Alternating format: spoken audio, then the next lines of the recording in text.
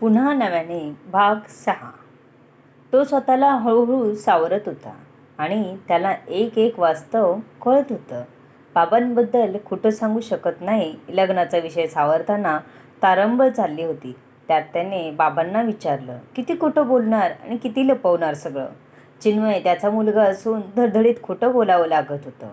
जिव्हारी लागत होतं आणि देव जाणे शिव सगळी सत्य कशी काय पचवेल. त्याला आता स्ट्रॉंग होणं गरजेचं होतं. तरी तो कोलमडला होता. नेहाने त्याच्या तोंडावर पाणी मारलं. नाही हल्ला शुद्धीत तर त्याला हॉस्पिटलला न्यायला लागणार होतं. शिव हळूहळू डोळे उघडायचा प्रयत्न करत होता. नेहाने त्याच्या गालावर थोपटलं. त्याने डोळे उघडले. मी बरा आहे. मला बाबांचं ऐकून थोडा त्रास झाला, पण मला आता लवकर बरं होऊन परत सगळं सुरळीत करायचं आहे, शिव म्हणाला. तुम्हाला अजून काही आठवलं का? नेहाला त्यांच्या नात्याविषयी विचारायचं होतं. मनात वाटणारच ना, आपल्या नात्याविषयी त्याला आठवावं असं. हो ना, आठवलं. घरचं सगळं खर्च तू करतेस असं आई म्हणाली. मग नोकरी करत नाही असं खोटं का बोललीस? शिव म्हणाला.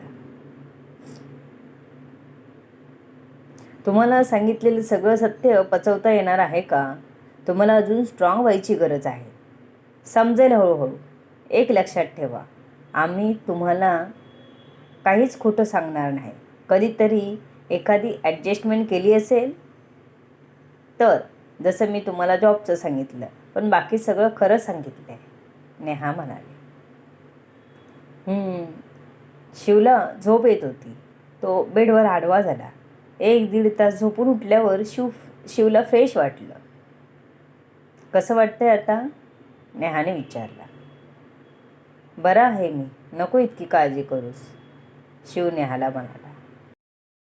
शिवला आतून नेहाशी बोलावं असं वाटत होतं, कारण आई तर बोलली होती की ही तुझी बायको असं. आता विचारून मी नेहाला दुःख नाही देऊ शकत. खरंच तसं असेल तर मी कसा रिॲक्ट झालो आहे, किती हर्ट केलं आहे मी तिला. मला नक्कीच काहीतरी पुरावा मिळेल की आमचं लग्न झालं आहे की नाही याचा. नेहा, मला तुझ्याशी बोलायचं आहे, पण कसं बोलू कळत नाही आहे. तो मनातल्या मनात बोलत होता. नेहा चहा घेऊन आली. चहा पिऊन कप ठेवला तर नेहाने तो उचलला आणि जायला निघाली. नेहा, मला एक हेल्प करशील का? शिवने विचारलं. हो, करेन ना, नेहा बोलली. माझ्या जुन्या कामावरचे काही डॉक्युमेंट असतील तर मला शोधायला मदत करशील का? शिव म्हणाला. हो, नक्कीच. हवं तर मी तुमच्यासोबत कामावर पण येईन, जर तुम्हाला काही प्रॉब्लेम नसेल तर. तुम्ही सगळंच विसरलात म्हणून तुमच्या कामावरच्यांना आम्हीच सांगितले की कोणीही सध्या भेटायला येऊ नका. तुम्हाला बरं वाटलं की तुम्हीच याल, नेहा म्हणाले. तुला ओळखतात माझ्या कामावर? शिवने विचारलं. हो, नेहा बोलली आणि जीभ चावली. अरे, म्हणजे तुमचं अचानक असं झालं. मग मी तुमच्या आईला भेटली तेव्हा तुमच्या कामावर जाऊन आली होती, म्हणून मला ओळखतात. नेहाने ओढून ताणून कसं तरी सावरून घेतलं होतं. शिवला तिच्या बोलण्यातून जाणवलं ती आपल्यापासून लपवते. कदाचित ते आपलं लग्नच असावं. आता आधी जॉब मिळू दे, मग एखादा पुरावा नक्कीच मिळेल. चिन्मय माझा मुलगा असेल तर? खरंच खूप छान आहे आणि ही फिलिंग तर खूपच भारी आहे. आज नवं जीवन मिळालं आहे ते मला चिन्मयचा बाबा म्हणूनच असेल. नेहाने सराईतपणे कपाट उघडून त्याचा फोल्डर काढला व त्याला एक एक पेपर दाखवत होती. ओळखपत्रावर स्वतःची जन्मतारीख बघतच राहिला. मी 38 वर्षाचा झालो आहे. माझा विश्वास नाही बसत नेहा. खोटं तर नाही ना? शिव आश्चर्य व्यक्त करत बोलला. नेहा काही न बोलता गालात हसली. एवढा मोठा घोडा स्वतःला लहानच समजत होता. एका मुलाचा बाप होता तरी बालिशपणा गेला नव्हता.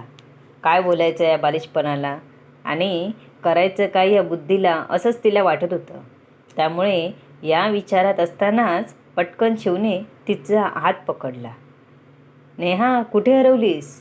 मला सांग खरं, मी खरंच 38 वर्षाचा आहे? शिवने पुन्हा विचारलं. हात सोडा सांगते, नेहा म्हणाले. ओ सॉरी, लक्षात नाही आलं. हात पकडला. शिव हात सोडत बोलला. ओळखपत्रात तरी तसंच आहे आणि ओळखपत्र कधी खोटं नाही सांगत आपल्याला. तुम्ही 38 वर्षाचे आहात आणि त्याच्यात आश्चर्यचकित होण्यासारखं काहीच नाही, नेहा बोलली. तसा शिव पटकन उठून गेला. नेहाही त्याच्या पाठोपाठ बाहेर आले तर शिव आरशासमोर उभा होता. ते बघून नेहा जोरजोरात हसू लागली. आई बाहेर आली. किचनमधून नेहाला हसताना बघून खरं तर तिला बरं वाटलं, कारण खूप महिन्यांनी ती हसताना दिसत होती. सासूला बाहेर बघून नेहाने हसणं कसं तरी कंट्रोल केलं आणि काय घडलं ते सांगितलं. आई पण हसली. दोघांना हसताना बघून शिव थोडा निराश झाला. मी दिसत तर नाही, 40शी जवळ आली, पण चेहरा तर अजून 40शीचा वाटत नाही. बापरे, मी सगळंच विसरलो आहे, शिव विचार करत म्हणाला. शिव, नको जास्त विचार करू. तू तुझ्या तब्येतीवर लक्ष दे. आई परत किचनमध्ये निघून गेली. 4 दिवस कधी निघून गेले कळलंही नाही नेहाला. तिला उद्यापासून कामावर जायचं होतं. तिने शिवला जवळ बोलावलं. त्याच्या गोळ्या कशा घ्यायच्या आहेत, कुठे ठेवल्या ते सांगितलं. वेळेवर घ्या अशी ताकीद दिली. कामावर जायला लागणारा ड्रेस इस्त्री केला. बॅग कपाटातली काढून ठेवली. चपातीचं पीठ मळून ठेवलं. लवकर निघायची, त्यामुळे लवकर झोपायचं होतं. ती शिवच्या खोलीत आली. तिने सांगितलं, चिन्मयकडे लक्ष द्या. मी उद्यापासून कामाला जाणार आहे. काय अडलंच तर आईना फोन करायला सांगा. मी संध्याकाळी 7ला येईन. नेहा सांगून निघाली तसा शिव मागून आला. त्याला विचारायचं होतं की माझं लग्न खरंच तुझ्यासोबत झालं आहे का, आणि ह्याचा काही पुरावा आहे का तुझ्याकडे, की मला खात्री होईल माझं तुझ्याशीच लग्न झालं आहे. मला तुझ्या भावनांशी खेळायचं नाही. माझं मन त्यासाठी मी नक्कीच तयार करेन. फक्त एकदा मला कळलं पाहिजे. हे सर्व कंठातच बोलू शकला. तिला बोलायची हिंमत झाली नाही. नेहा, जा सांभाळून. चिन्मयची काळजी नको करूस. शिव फक्त एवढंच बोलला. ओके, नेहा बोलली. चिन्मय आधीच झोपला होता. तीही झोपायला निघून गेली. शिवने झोपायचा खूप प्रयत्न केला, पण झोप लागेना. नेहाचं त्याला हो जाऊ बोलणं, घरचा खर्च सांभाळणं, त्याच्या आईला नेहानेही आई म्हणणं, आधी कधी तुम्ही सॉरी नाही बोललात मला असं बोलणं, चिन्मयचं त्याला बाबा म्हणणं, आतून त्याला वाटणारी ओढ, चिन्मयबद्दल त्याला येणारी फिलिंग, सगळं खरं असलं, सगळी लिंक लागत असली तरी मन लग्नाचा पुरावा मागत होतं का कोण जाणे. त्याचा स्वतःवर विश्वास बसत नव्हता. कसं बोलायचं नेहाशी. जॉबच बघायला हवा, लवकर बरं व्हायला हवं, मला बाहेर पडायला पाहिजे, तो विचारत असताना झोप लागली. हा भाग इथेच संपला. बघूया कथेत पुढे काय होतंय. तुम्ही छान ऐका, कमेंट करा आणि सांगा कशी वाटली कथा. धन्यवाद.